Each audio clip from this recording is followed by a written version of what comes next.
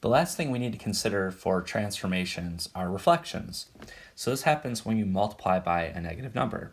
So the two cases are, if you multiply your y values by a negative number, it takes the y value from a positive 1 to a negative 1. So that would be a reflection over the x-axis. Here, if you multiply your x value by a negative number, it's going to reflect over the y-axis. So it would go from here over to here. In example 1, let's look at a graph of y equals negative f of x. So what this means is we're going to take each y value and multiply it by negative 1. So if I look at these 3 points, I'll start with this one here. The y value is negative 4. If I multiply it by negative 1, it goes up to positive 4. So again, just to list out that we're looking at y equals negative f of x. This is going to reflect the y values over the x-axis. So this is a reflection over the x-axis. And that's exactly what happened here. We're below the x-axis, now we're above it. This point has a y value of 6. Multiplying by negative 1 takes it down to negative 6. Last point, this is also at 6 for y, meaning it goes to negative 6 for y. The graph we get is this. So it's the original graph, but just flipped over the x-axis.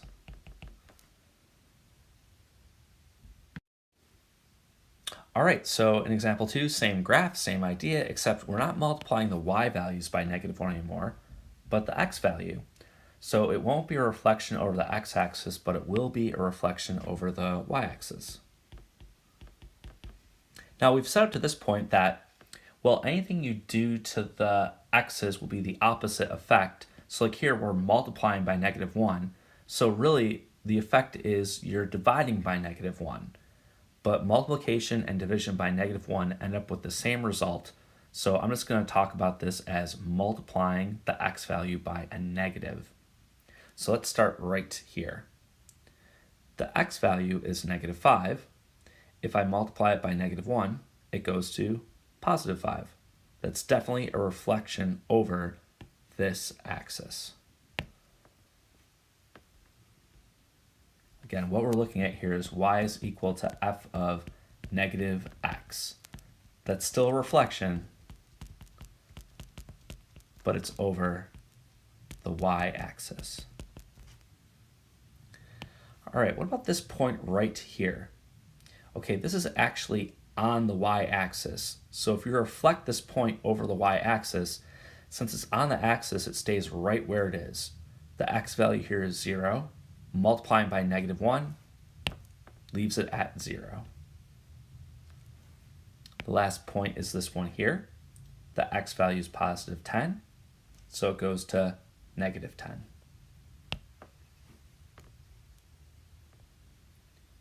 If I connect the dots to get my entire graph, this is my picture.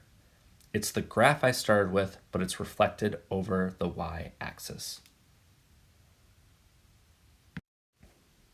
For our last example, example 3, same graph that we've been working with, but now it's just an example that incorporates all of the ideas up to this point. We have addition, we have multiplication, and a negative number. Let's list out what this transformation does to the whole graph. If you take negative 0.5 times f of x plus 3, then plus 1, I'm going to use order of operation to determine what changes are happening and in what order to my function. So the first thing is if we work inside the function, inside the parentheses, I see this x plus 3. That's the only thing that's changing the x's. I would think it would go right 3, but actually this is the opposite. It goes left 3. Okay, the second thing that happens is multiplication by this 0.5, and technically this negative 0.5.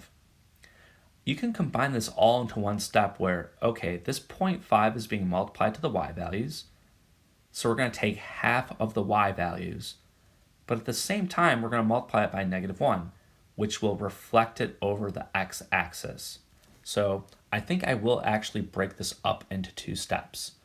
The first thing will be, I'm going to take half of the y values,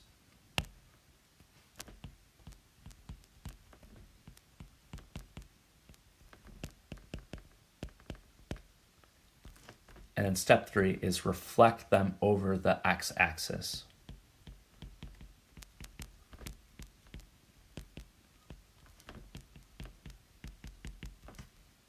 My last step is going to be, okay, I did inside the parentheses multiplication. I now have this +1, and that means I'm going to go up 1 place.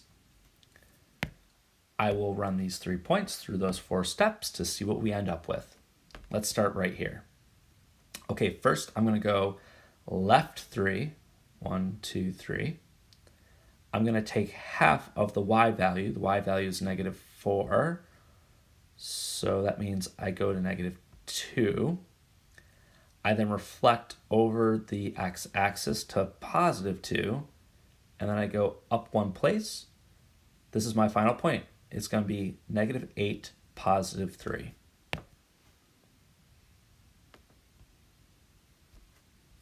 All right, let's do that for this point. I'm going to go left 3.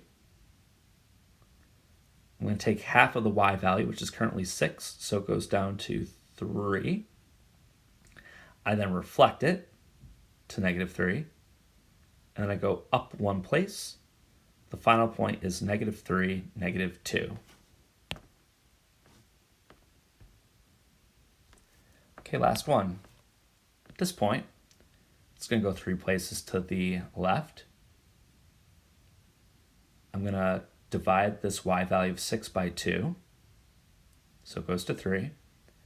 I then reflect it to -3,